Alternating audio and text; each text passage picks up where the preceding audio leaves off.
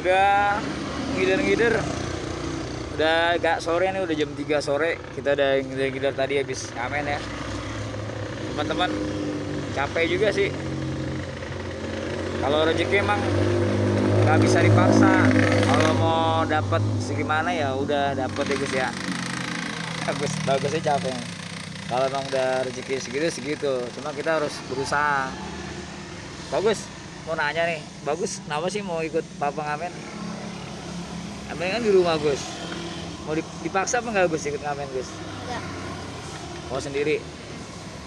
Sebenarnya dulu kita nggak, sebelum corona sih nggak ngamen, kita buat acara-acara di mall ya Gus ya. Ya sama naruh-naruh pemain musik lah di kafe-kafe. Ya cuma imbas dari corona begini akhirnya kita jadi ngamen. Ya mau nggak mau. Sekarang siapa yang mau buat acara di kafe di mall? Kalau mallnya sepi, nggak boleh keramaian, ya kan? Kita lagi duduk nih di sini nih, di pinggir jalan ya sambil nunggu-nunggu. Sekarang mau buat acara di kafe-kafe atau di mall juga nggak ada orang, nggak boleh ada keramaian. Ya sekarang kalau kita nggak makan, siapa yang mau ngasih makan? Pemerintah. Kasihan lah pemerintah ya, udah banyak utang. Masa sih kita ngarepin pemerintah terus? Kemarin sih jujur kita emang dikasih juga beras sama dari pemerintah, tapi nggak tahu kok kecewanya tuh berasnya tuh banyak pupuk. Ini beneran nggak bohong. Jadi pas kita makan tuh rendem dikasih 20 liter Gus ya. 20 liter kita cari-cariin berasnya, kita bersihin, kebutuhannya banyak banget. Nah di situ deh, kalau mau dikasih pemerintah lagi trauma sih ya, mendingan kasih duit aja deh. Kalau kasih duit kan masyarakat dikasih duit nih ya, masyarakat kasih duit, nanti masyarakat kecilnya belanja ke warung-warung, nanti warungnya juga ngasih ke orang lain, ngasih kayak kita misalnya pengamen gitu kan, jadi perputaran ekonominya semakin bagus gitu loh. Jadi sedangkan kalau ngasih beras langsung instan, ada sih tangan-tangan jahilnya, koruptor mulai. Zaman sekarang kan hebat koruptornya, canggih. Mereka nggak satu orang, koruptornya berapa banyak, sekali segrup, ya kan?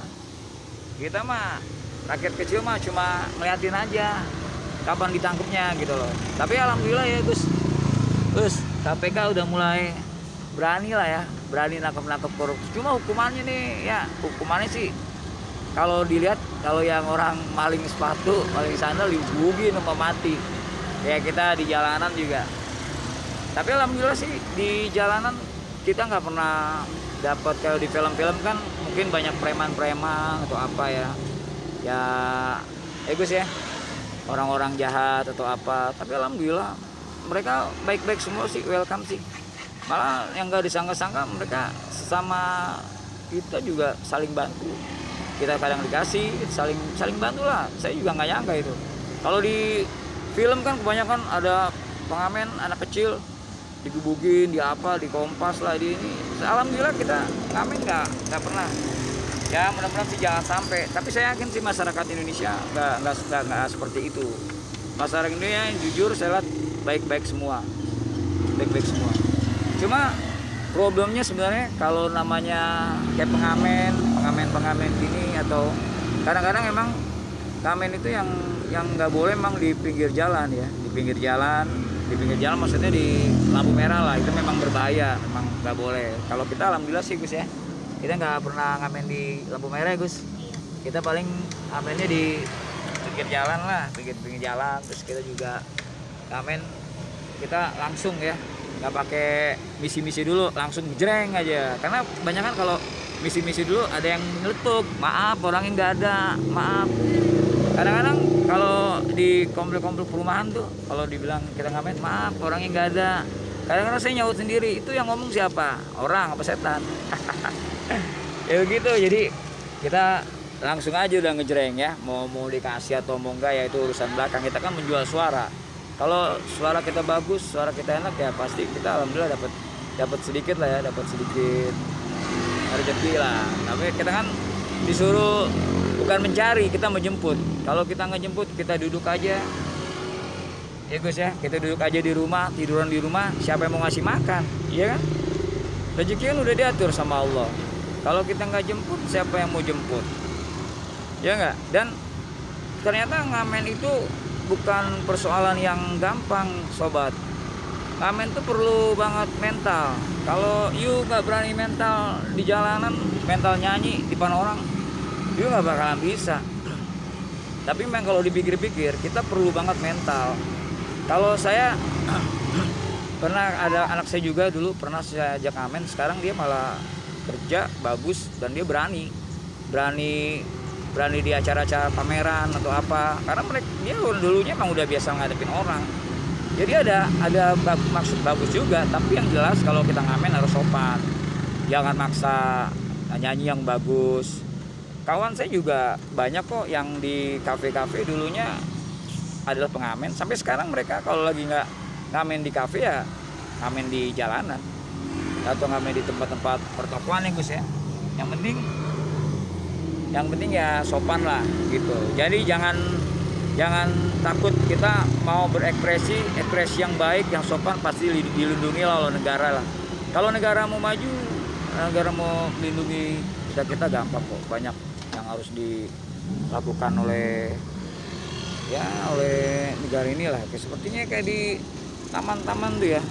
Taman-taman kan kadang-kadang banyak tuh. Ya Gus. Taman-taman di kayak di Tangerang ini taman-taman banyak sekali. Cuma yang salahnya itu taman-tamannya cuma pohon-pohonan doang, ayunan, pohonan, kurang kreatif kalau saya lihat sih. Harusnya mereka tuh pemerintah daerah tuh ngebangun perpustakaan. Jadi bukan tempat buat pacaran, dinari. Taruh perpustakaan di situ, tempat ya buat sholat juga ada ya, di musola siapin. Pokoknya utama perpustakaan juga harus dibangun itu. Jadi buat taman-taman baca. Iyalah, taman baca harus banyak itu, taman-taman baca. Jadi juga bukan olahraga doang. Badannya sehat tapi pengetahuannya kosong atau ya kurang juga kan. Lebih bagusnya ada taman bacaan. Jadi diselipin. Nah, kemudian kalau untuk bukan ngilangin, untuk membantu para pengamen-pengamen atau pedagang-pedagang kecil, gampang aja sebenarnya. Taruh di taman itu seperti panggung seni.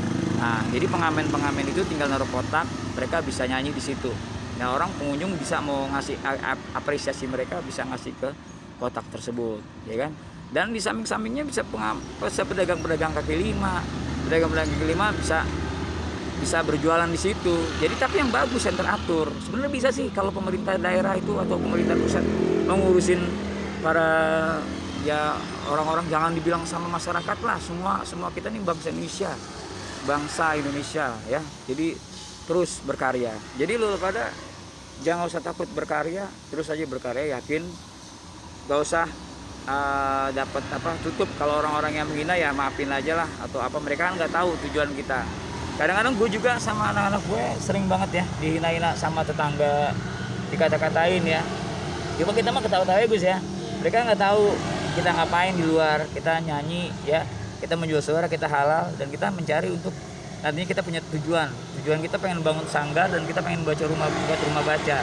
Insya Allah kita dijabat Tuhan, amin ya, mudah-mudahan ya. Dan kalau sobat-sobat membantu ya tinggal like, subscribe ya, atau follower kita aja. Insya Allah kita bisa mewujudkan impian-impian kita atau membantu kawan-kawan kita lah sama bangsa Indonesia. Oke, nanti kita lanjut ya, amin.